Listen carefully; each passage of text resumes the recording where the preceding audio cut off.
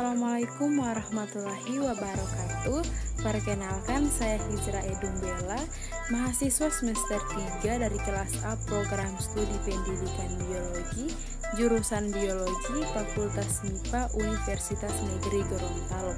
Pada video kali ini, saya akan membahas materi tentang ekosistem sebagai tugas dari mata kuliah ekologi yang diampu oleh Ibu Dr. Susanti Marini Hamidun, SSI MSI. Baik teman-teman, kita masuk pada pembahasan pertama, yakni tentang konsep ekosistem.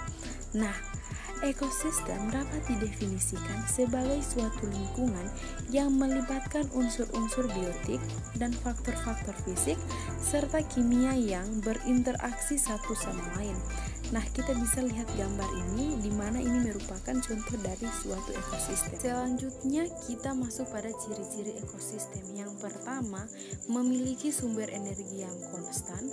Bumi pada ekosistem yang ditemukan di dasar laut yang dangkal. Ketiga, populasi makhluk hidup mampu menyimpan energi dalam bentuk materi. Keempat, organik. Dan kelima itu terdapat daur materi yang berkesinambungan antara populasi dan lingkungannya.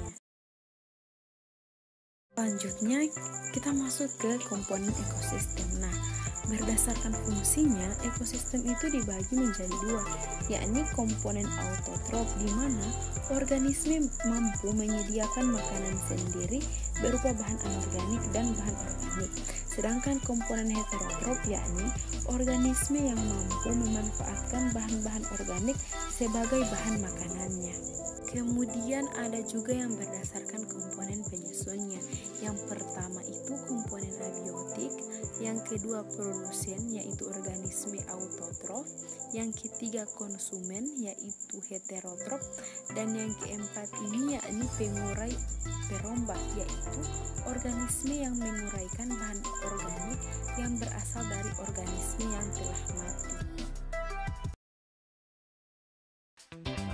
Tipe-tipe ekosistem. Nah, secara umum terdiri atas ekosistem air atau akuatik, di mana terdiri lagi atas ekosistem air tawar lautik yakni berupa sungai, kemudian ekosistem air tawar lentik yakni berupa air yang tidak berarus, contohnya rawa air tawar serta rawa gambut. Selanjutnya ekosistem laut, yakni terdiri dari ekosistem estuari yaitu berupa perairan laut dan vegetasinya didominasi oleh tumbuhan bakau. Kemudian ekosistem pantai pasir yakni intensitas cahaya matahari yang dipaparkan selama 12 jam dan deburan ombak yang terus-menerus. Selanjutnya ekosistem pantai batu yaitu tersusun dari batu-batuan kecil dan bongkahan batuan besar. Selanjutnya ekosistem darat atau terestrial, yakni ekosistem darat dalam skala luas yang memiliki tipe struktur vegetasi tumbuhan yang dominan dapat disebut dengan bioma. Kemudian ekosistem buatan yakni yang diciptakan manusia untuk kebutuhannya seperti bendungan dan hutan tanaman produksi. Selanjutnya ada sistem interaksi antara komponen biotik dan abiotik. Yang pertama itu rantai makanan, adalah peristiwa makan dan dimakan antara makhluk hidup dengan urutan tertentu. Kita bisa lihat gambar ini.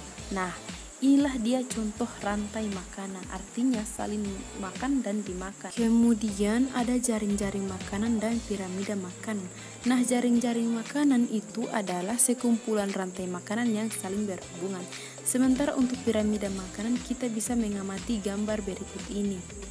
Nah, ini yang disebut dengan piramida makanan.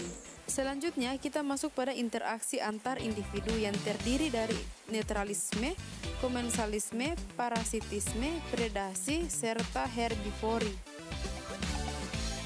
Selanjutnya interaksi antar populasi yang terdiri dari kompetisi dan amensalisme.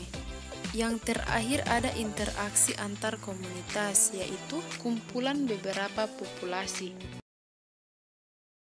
Demikian dari saya. Wassalamualaikum warahmatullahi wabarakatuh.